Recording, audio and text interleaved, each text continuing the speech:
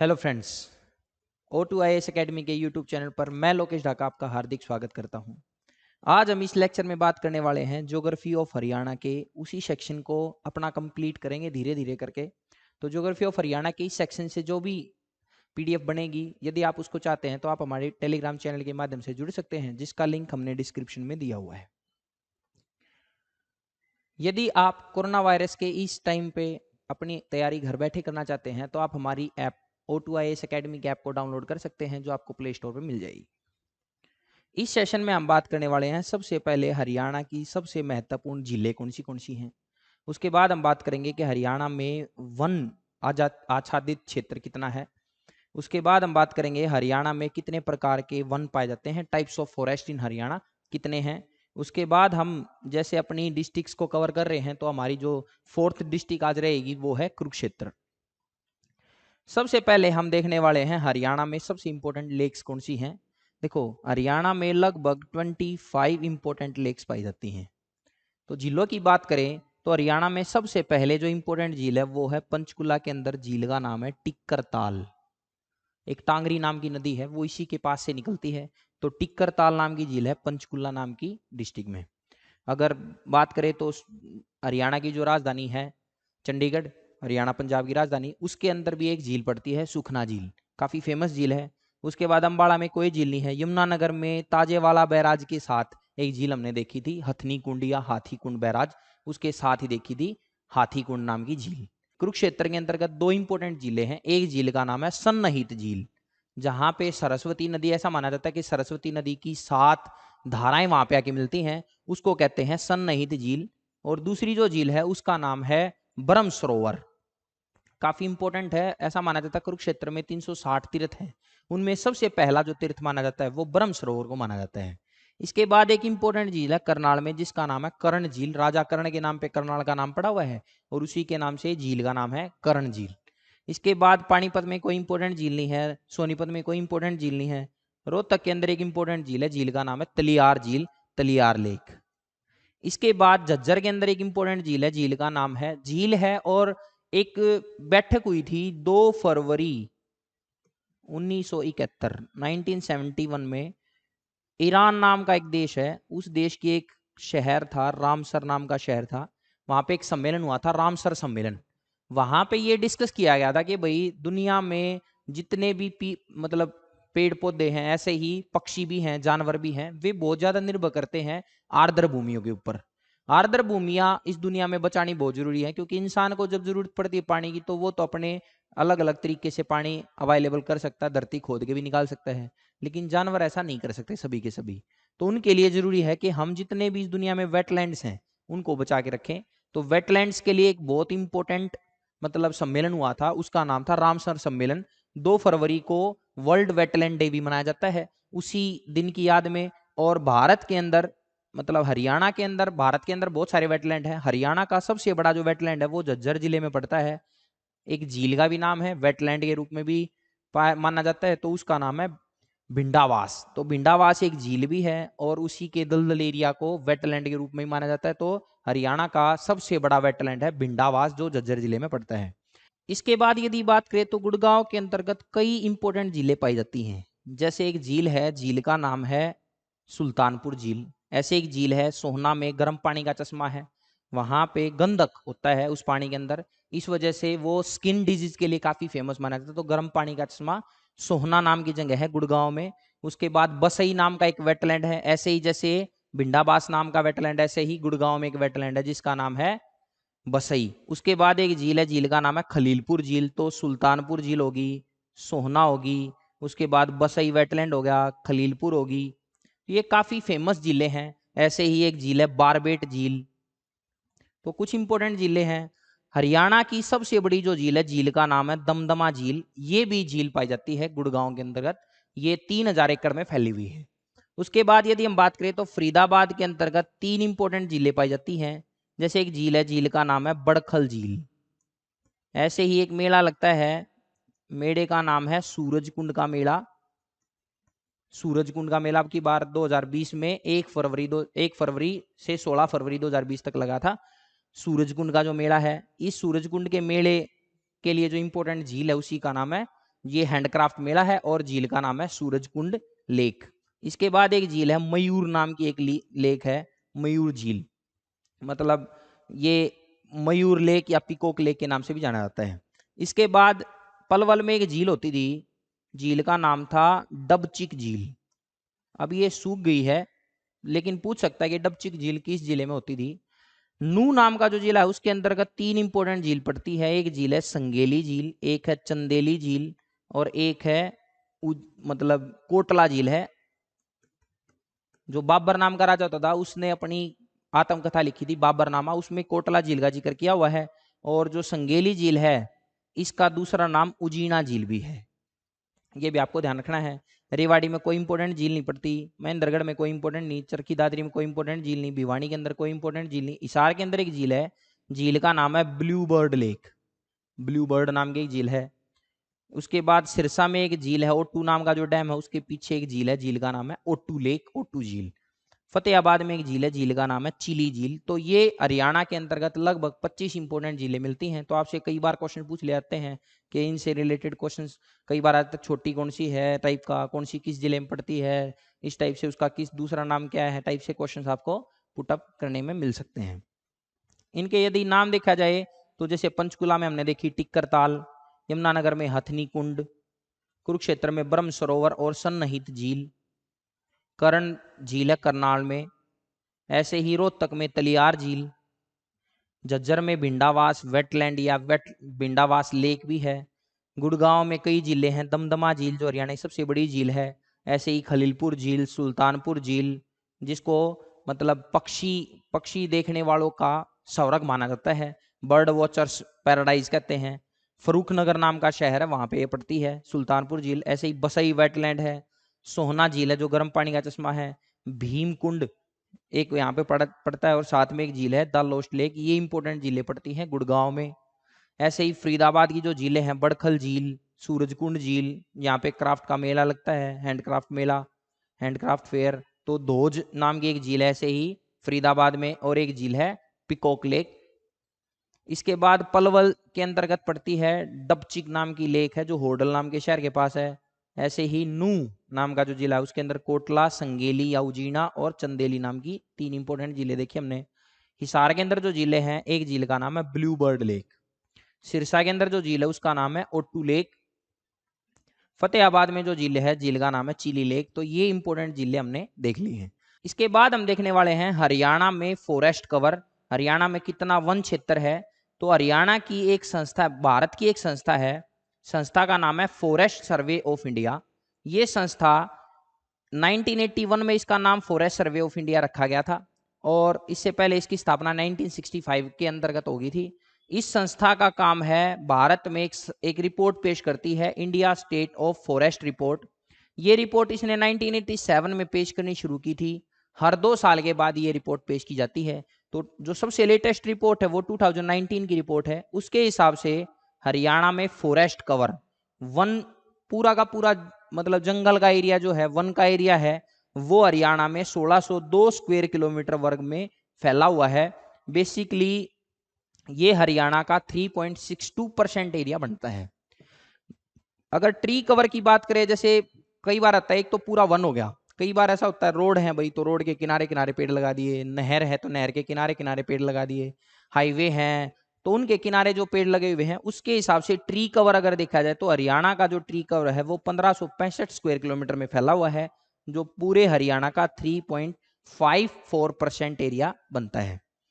Total tree and forest cover की अगर बात करें तो इनको हम ऐड कर देंगे तो 3167 स्क्वायर किलोमीटर और या 7.16% माना जा सकता है। पहले नंबर पे अगर बात करें तो हरियाणा का कौन सा जिला जब से सबसे ज्यादा जहां पर फॉरेस्ट पाया जाता है तो वो जिला है पंचकुला। हरियाणा का जो पंचकुला जिला है उसका टोटल एरिया है 898 स्क्वायर किलोमीटर, जिसमें से 390 स्क्वायर किलोमीटर में वन पाए जाते हैं, जो पूरे जिले का 43.51% हिस्सा बनता है। दूसरे नंबर पे यदि बात करें तो यमुनानगर के अंतर्गत बहुत ज्यादा पेड़ पौधे पाए जाते हैं। बेसिकली जहां पे शिवालिक पर्वत है वहां पे ये पेड़ पौधे हमको ज्यादा देखने को मिल रहे हैं। तो उसका जो एरिया है वो 193 स्क्वायर किलोमीटर में फैला हुआ है, जो टोटल एरिया है वो 1768 स्क्वायर किलोमीटर का है। तो आप देख पा रहे होगे कि ये पूरे जिले का 10%, लगभग 10.94% एरिया बनता है जो वहां पर फॉरेस्ट कवर पाया जाता है। 22वें नंबर पे सबसे कम, देखो एक तो पूछा था सबसे ज्यादा, कई बार दूसरे नंबर का ही पूछ लेता कि तो दूसरे नंबर पे किसमें है, तो पंचकुला यमुनानगर। और 22वें नंबर पे यदि बात करें परसेंटेज के हिसाब से सबसे कम कहां पर है, तो वो है फतेहाबाद में।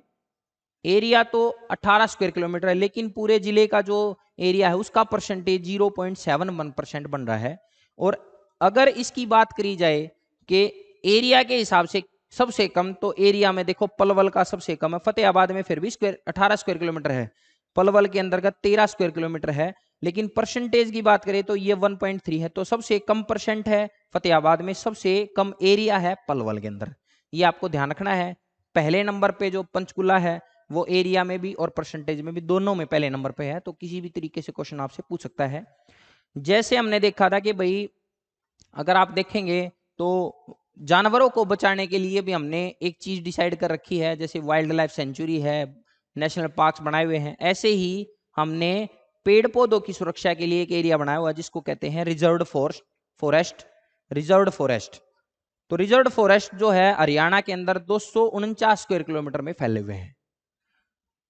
ऐसे ही होते हैं प्रोटेक्टेड फॉरेस्ट जो 1158 स्क्वायर किलोमीटर में फैले हुए हैं, और बाकी कुछ बच गए वे 152 स्क्वायर किलोमीटर है जो अनक्लासिफाइड हैं, मतलब जिनका भी वर्गीकरण नहीं किया गया है। तो अगर आप एक बात ऑब्जर्व करेंगे तो ये बात देखेंगे कि भाई हरियाणा के अंतर्गत जैसे ये जो रिजर्व फॉरेस्ट हैं इनके अंतर्गत जाना, भाई घास चराना, लकड़ी तोड़ना, ये सब मतलब आपको अलाउड नहीं होता है। इसी रिजर्व फॉरेस्ट को आगे बढ़ा के वाइल्ड लाइफ सेंचुरी बनाया जाता है, उसी को आगे बढ़ा के नेशनल पार्क बनाया जा सकता है, उसी को आगे बढ़ा के बायोस्फीयर रिजर्व जैसी चीजों में कन्वर्ट किया जा सकता है।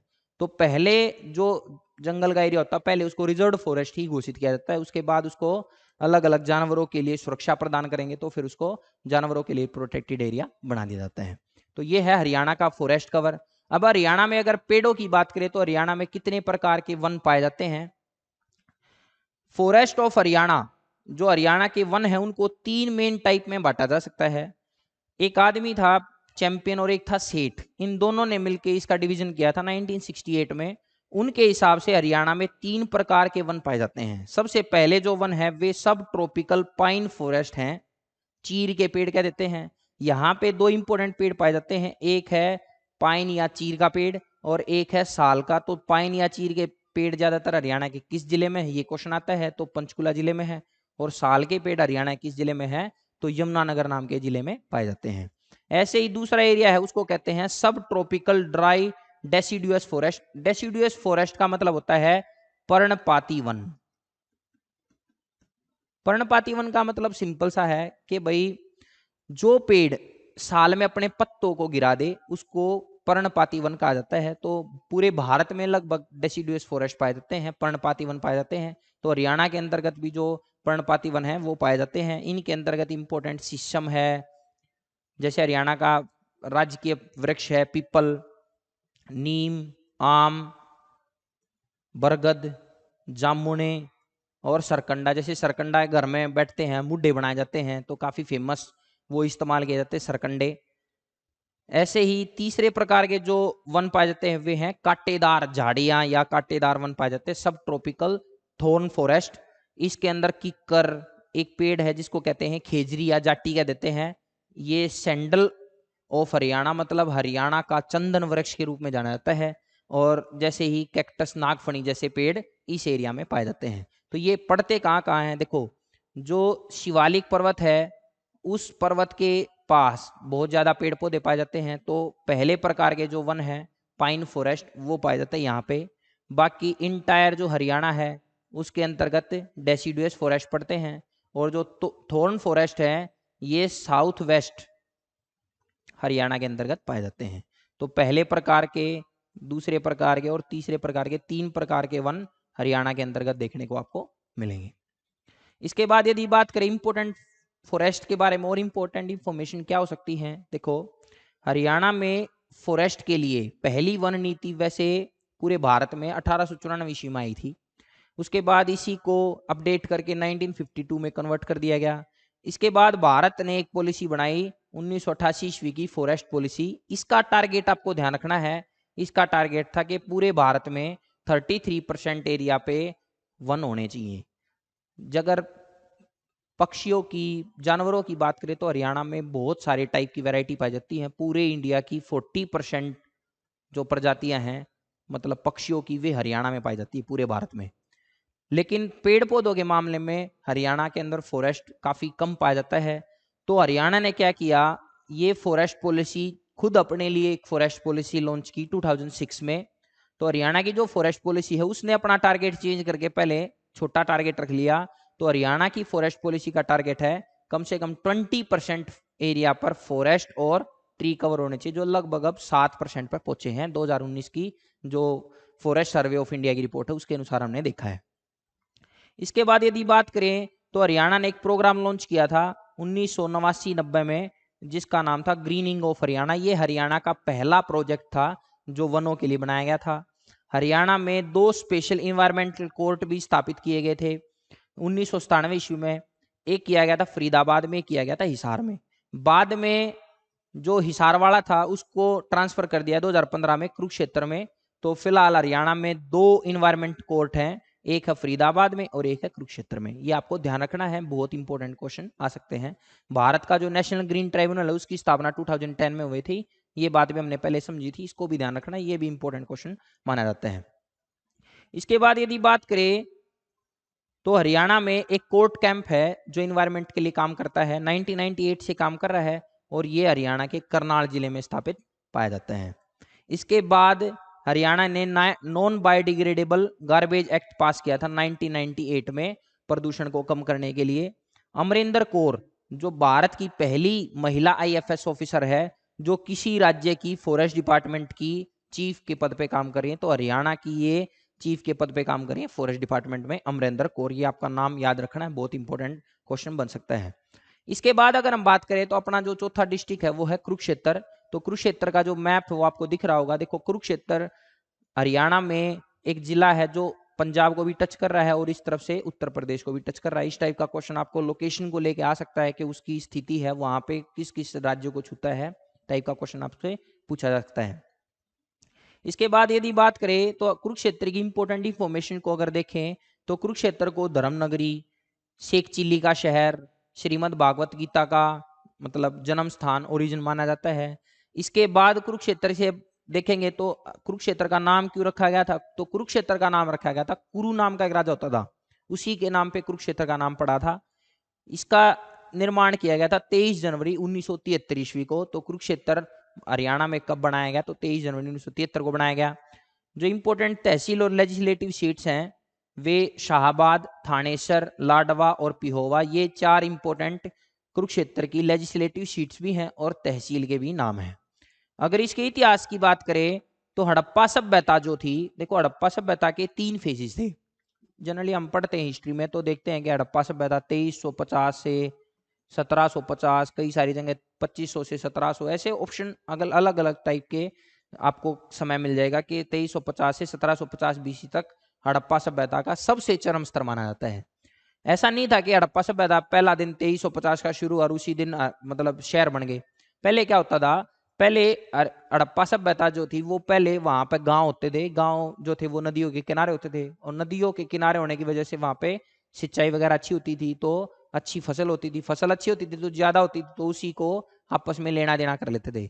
फिर यहाँ पे कुछ आदमियों ने उसी लेने देने को अपना व्यापार बना लिया, उसी को अपना पूरा मतलब कार्यक्रम शुरू कर दिया कि अब हम व्यापार ही करेंगे। तो वणिक वर्ग ने वहां पे शासन किया, तो काफी शहर वगैरह डेवलप किए गए। फिर उसके बाद माना जाता है कि हड़प्पा सभ्यता जो है वो समाप्त हो गई। तो इस टाइम से लगभग 1500 BC में, इस 2 टाइम 1750 से लगभग 1500 BC तक मान सकते हैं कि ये था पोस्ट हड़प्पन सिविलाइजेशन का पीरियड था, एरा था कि भाई हड़प्पा सभ्यता लगभग खत्म हो गई थी। तो 1700 से लगभग 1500 BC तक यहाँ पे एक जगह है, जगह का नाम है भगवानपुरा कुरुक्षेत्र में। वहां पे कुछ चीजें मिली हैं जो ये लिंक दिखाती हैं कि हड़प्पा सभ्यता का जो मतलब उत्तर हड़प्पा सभ्यता काल था वहां पे किस तरीके का सिचुएशन रही होगी और आर्यंस जब भारत में आए तो उनके साथ कैसे लिंक कनेक्ट हो गया। तो भगवानपुरा जो है वहां से काफी इंपॉर्टेंट मदद मिली हिस्टोरियंस को ये लिंक क्रिएट करने में। ऋग्वैदिक काल की अगर बात करें तो 1500 बीसी से 1000 बीसी तक का जो काल है उसको ऋग्वैदिक काल कहते हैं। एक कबीला होता था जिसका नाम था भरत कबीला, क्योंकि ऋग्वैदिक काल में बहुत सारे कबीले होते थे। कबीलों का जो प्रधान होता था, तो इस कबीले का प्रधान था, उसका नाम था सुदास। तो सुदास नाम का एक कबीला था भरत नाम का, उसका एक राजा था सुदास, काफी ताकतवर राजा होता था। इस सुदास राजा ने 10 राजाओं को हराया था। तो एक युद्ध है ऋग्वेद के अंदर लिखा हुआ है, युद्ध का नाम है 10 राज्य युद्ध। उस युद्ध को लड़ा गया था रावी या पुरुषनी उसका पुराना नाम है, उसके तट पे लड़ा गया था। तो इसने 10 राजाओं को हरा दिया था। ये काफी इंपॉर्टेंट युद्ध था और इसी भरत कबीले के नाम से भारत का नाम भारत पड़ा माना जाता है। साथ ही हड़प्पा ऋग्वैदिक काल के बाद उत्तर वैदिक काल जो काल आया, उस काल के अंदर आप देखेंगे कि भारत के अंदर हरियाणा में कुरुक्षेत्र में एक युद्ध हुआ था जिसका नाम है महाभारत का युद्ध। तो महाभारत के युद्ध की अगर बात करें तो महाभारत का युद्ध हुआ था कौरव और पांडवों के बीच। तो पहले देख लेते हैं कि कौरव पांडव किस परिवार से रिलेटेड थे। तो एक राजा होता था जिसके नाम पे कुरुक्षेत्र का नाम पड़ा गया, जिसका नाम था कुरु। जैसे उसका एक लड़का था, लड़के का नाम था शांतनु। ये सॉरी यहाँ पे नाम लिखा नहीं हुआ है। शांतनु नाम का एक लड़का था, उसकी 2 पत्नियां थी। एक पत्नी का नाम था गंगा और एक का नाम था सत्यवती।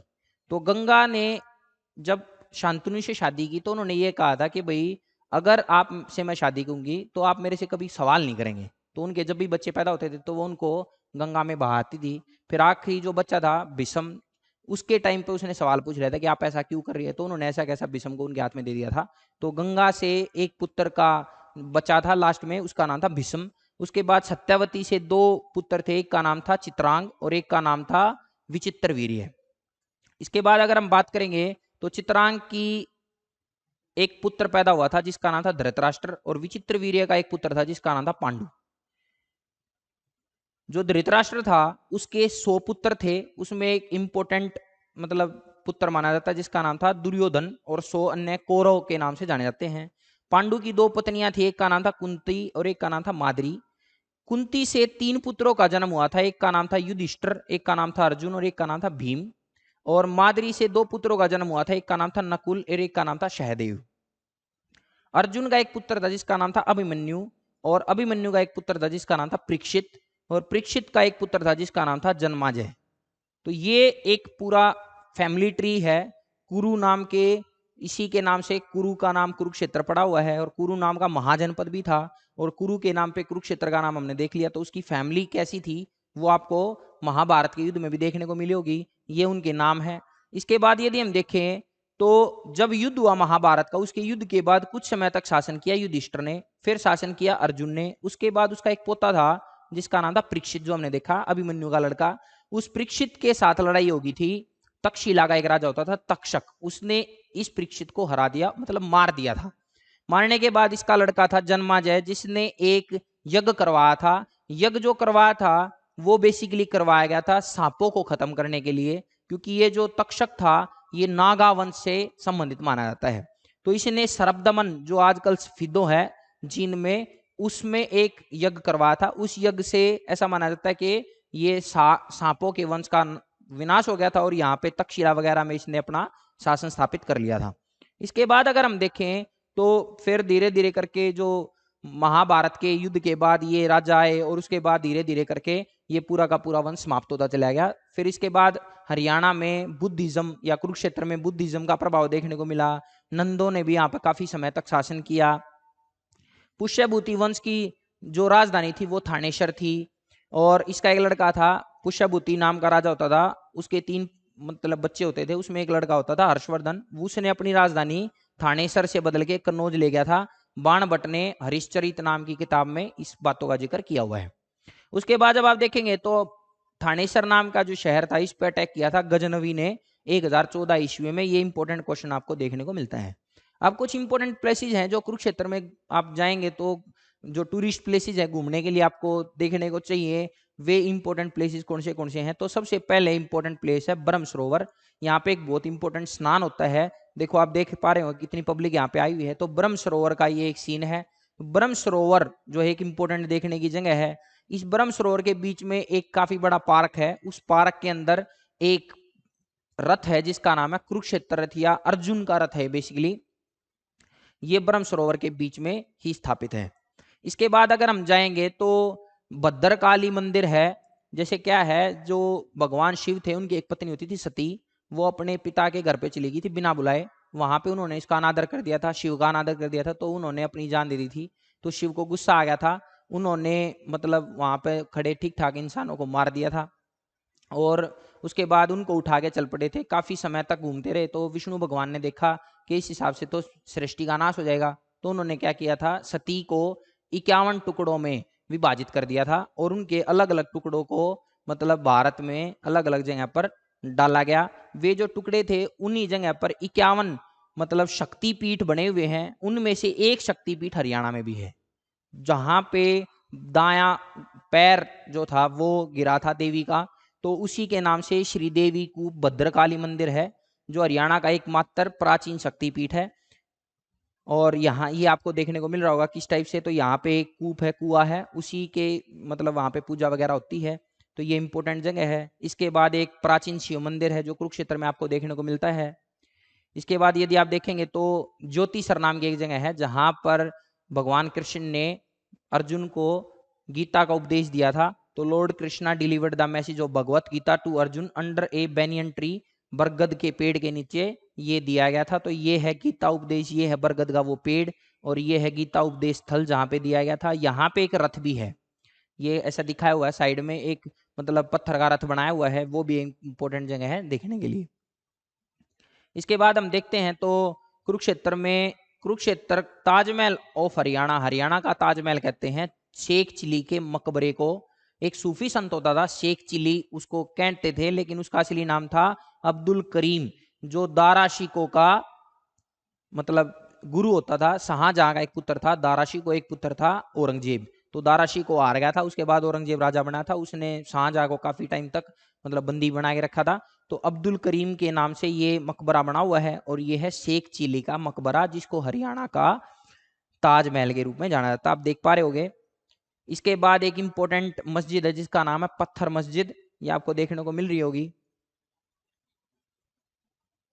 इसके बाद हम जाते हैं तो हरियाणा में कुरुक्षेत्र में बहुत सारे म्यूजियम भी हैं। सबसे ज़्यादा म्यूजियम जो हरियाणा में वो कुरुक्षेत्र में पाए जाते हैं। एक म्यूजियम स्थापित किया गया था 2006 में, धरोहर म्यूजियम, जिसको स्थापित किया था कुरुक्षेत्र यूनिवर्सिटी, जो हरियाणा की पहली यूनिवर्सिटी थी, उसकी गोल्डन जुबली थी।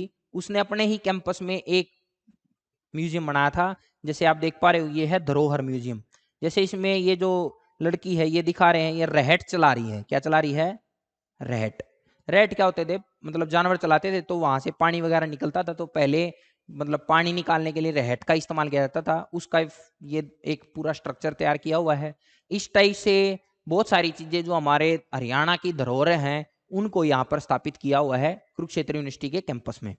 इसके बाद हम देखते हैं तो एक यहाँ पर एक बहुत इंपॉर्टेंट महल है जिसका नाम है नाभा हाउस, जिसको नाभा एक शाही परिवार होता था उसी ने बनवाया था।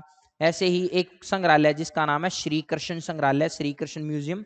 उस श्री कृष्ण म्यूजियम के अंदर आप देखेंगे तो भगवान श्री कृष्ण के बहुत सारे अलग अलग रोल दिखाए गए हैं, उनका बचपन से और महाभारत युद्ध वगैरह की कई सारे पिक्चर्स को यहाँ पे दिखाया गया है। उनके नृत्य वगैरह, उन्होंने बचपन में किस किस जानवरों को मारा था जो उनको मारने आए हुए थे, ये सब कहानी आपने सुनी भी होगी, और उनके सारे कई सारे कैरेक्टर्स को यहाँ पे दर्शाया गया है।